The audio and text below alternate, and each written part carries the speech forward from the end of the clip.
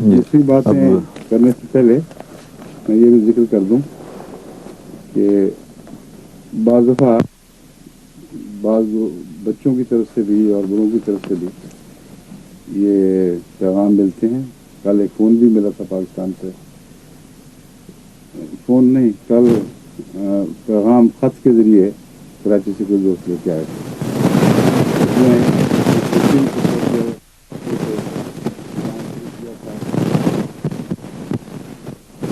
جو روزمرہ کی بات چیت کے نتیجے میں بہت دلچسپ ہوتا تھا. آپ سے باتیں کرتے تھے,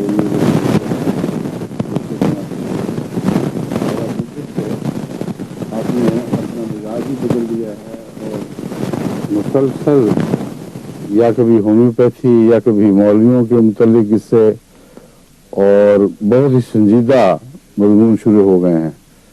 تو ہم لوگ کیا کریں جن کو ملاقات کا انتظار رہتا تھا؟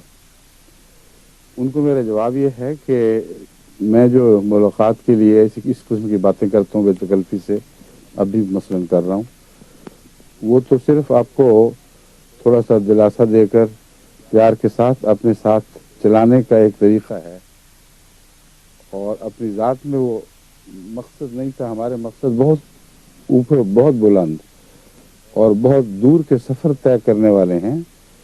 اس لیے اس قسم کی ہلکی پھلکی باتیں زندگی کا مستقل ساتھ نہیں دے سکتی.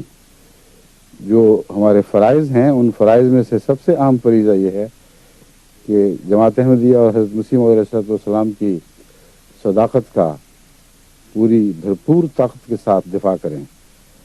اور آپ ہی کی صداقت اسلام کی صداقت ہے. یہ مضمون بار بار بچوں, بڑوں, عورتوں, مردوں کو سمجھانے کی ضرورت ہے. علماء نے اتنا ظالمانہ پروپیگنڈا جماعت احمدیہ کے خلاف کر رکھا ہے, اور مسلسل کئی سال, 10 سال تو کم سے کم ہوئے, اس کے علاوہ 74 سے اور اس سے کچھ پہلے سے بھی, جس زور اور شدت کے ساتھ ساری دنیا میں, سارے ملک میں بھی اور بعد میں ساری دنیا میں احمدیت کی مخالفت کی ہوا چلائی گئی ہے, اس سے ہماری نئی نسلیں خصوصیت کے ساتھ اس بات کی محتاج ہیں کہ ان کو تفصیل سے وہ تمام اعتراضات سمجھائے جائیں, ان کے جوابات سمجھائے جائیں, اس قدر تفصیل سے کہ جن کو زیادہ مسائل سے واقفیت نہ بھی ہو ان کے ذہن پہ بھی رفتہ رفتہ وہ جوابات نقش ہوتے چلے جائیں. یہ وجہ ہے کہ میری مجبوری ہے, مجھے بہرحال احمدیت کا دفاع کرنا, یہ میرے اولین فرائض میں سے ہے. ہلکی پھلکی بات چیت سے آپ کو ساتھ لے کر چلنے کے بہانے بنائے ہوئے ہیں, تاکہ آپ میں سے کچھ لوگ جو زیادہ ان باتوں کی دلچسپی نہیں رکھتے, وہ کچھ میرے ساتھ دلچسپی رکھنے کی وجہ سے ساتھ چل پڑیں. رستے میں یہ باتیں بھی ہوں گی, دوسری باتیں بھی ہوں گی, اس لیے وہ حوصلہ کریں اور ان باتوں کو غور سے سنا کریں. ان کے جو فوائد پہنچ رہے ہیں وہ بہت بڑے ہیں. تمام دنیا میں جب ان مجالس کے ترجمے ہوتے ہیں اور یورپ میں مختلف زبانوں میں یہ باتیں لوگوں تک پہنچتی ہیں تو ان کے بہت ہی نیک اثرات مترتب ہوتے ہیں. اس وقت یہاں تبلیغ احمدیت میں یہ پروگرام اللہ کے فضل سے بہت ہی مؤثر کردار ادا کر رہا ہے. میں جب یہ بات کر رہا تھا پیچھے اسی مضمون پر, یعنی علماء کے مضمون پر, تو اسی وقت فون آیا مجھے. جیسے سعید جسوال صاحب نے بتایا کہ فون پر ایک غیر احمدی دوست جو یہ پروگرام سن رہے تھے, انہوں نے بتایا کہ مجھے تو پتہ ہی کچھ نہیں تھا, میں تو یک طرفہ باتیں سن کر کیا سمجھتا تھا, کچھ کا کچھ سمجھتا تھا.